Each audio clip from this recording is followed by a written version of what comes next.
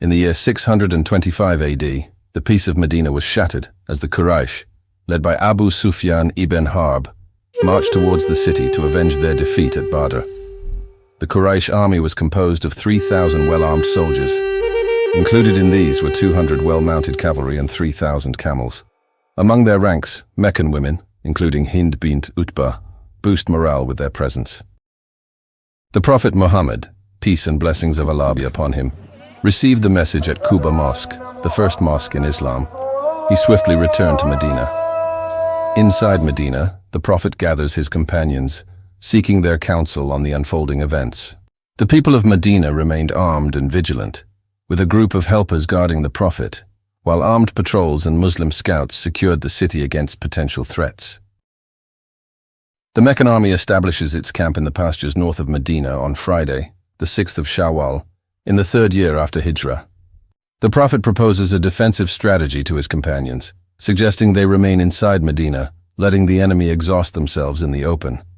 But some honorable companions, eager for battle and having missed Battle of Badr, urge the Prophet to march out and confront the disbelievers. Among them is Hamza bin Abdul Muttalib, who vows not to eat until he fights them outside of Medina. The decision was ultimately made to engage the enemy outside the city, at the mountain of Uhud. After leading the afternoon prayer, the Prophet, accompanied by Abu Bakr and Umar, enters his house to prepare for battle. They assist him in donning his armor, helmet, and sword.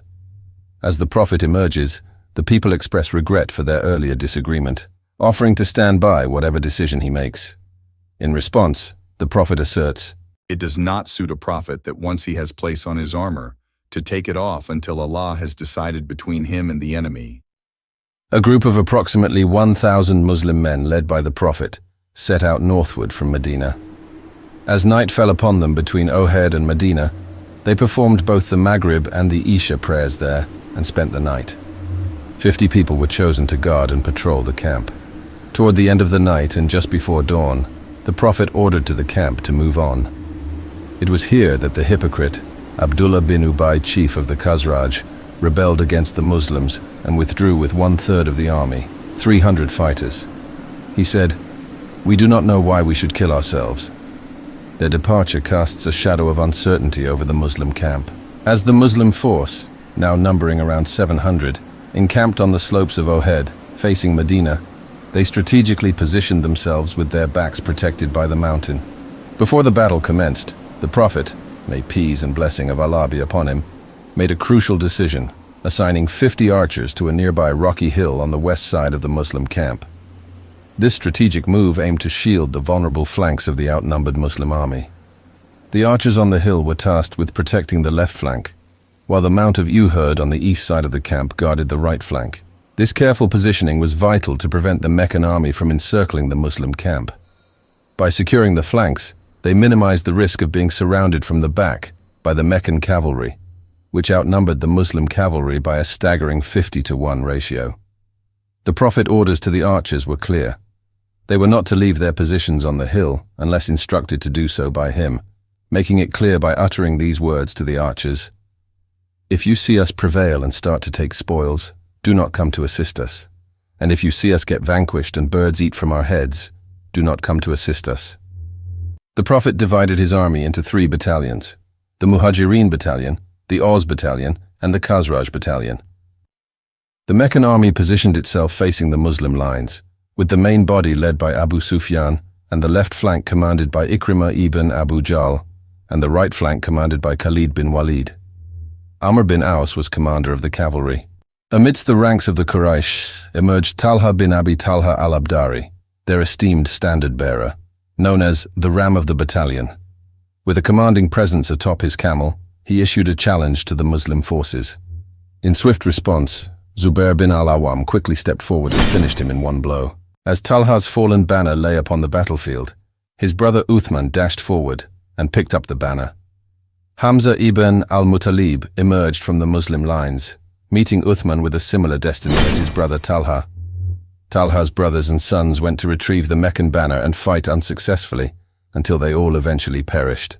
With the duels concluded, a general engagement between the opposing forces erupted.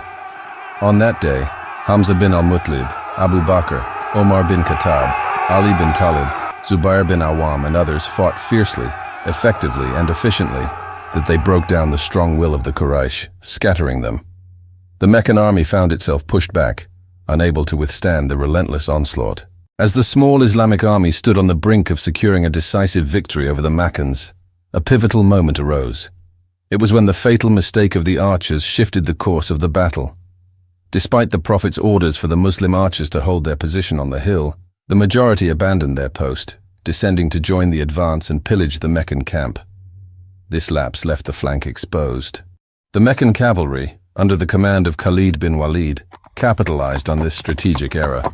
They launched a devastating assault on the minority of Muslim archers who remained steadfast on the hill. With the Muslim flank and rear exposed, Khalid was then able to target the Muslims from the rear.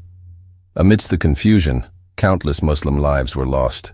Among the fallen was Hamza, renowned for his valor, who fell victim to a surprise attack by the javelin of Wahshi, the Ethiopian slave of Jubair ibn Mutim.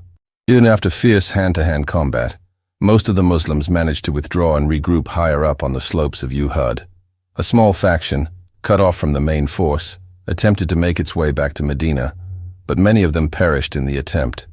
The intensity of the fight heightened around the Prophet, who was accompanied by only 9 companions. Rumors swirled that the Prophet himself had perished. However, it was later revealed that the Prophet had sustained injuries, resulting in wounds to his forehead and lip. In a violent and intense struggle between these 9 Muslims and the idolaters, unparalleled love, self-sacrifice, bravery, and heroism were exhibited. With the Meccan cavalry unable to scale the slopes of Uhud in pursuit of the Muslims, the conflict gradually abated. Abu Sufyan, recognizing the limitation, opted to retreat to Mecca rather than press the advantage of re-attacking the wounded Muslims of Medina. The Muslims buried the dead on the battlefield, returning home that evening. The Meccans retired for the evening at a place called Hamra al-Asad, a few miles away from Medina, and remained nearby for a few days before leaving for Mecca. Most narrations confirm that 70 Muslims were killed. As for the Meccans, 22 of them were killed. For the Muslims, they had expected another victory like at Badr.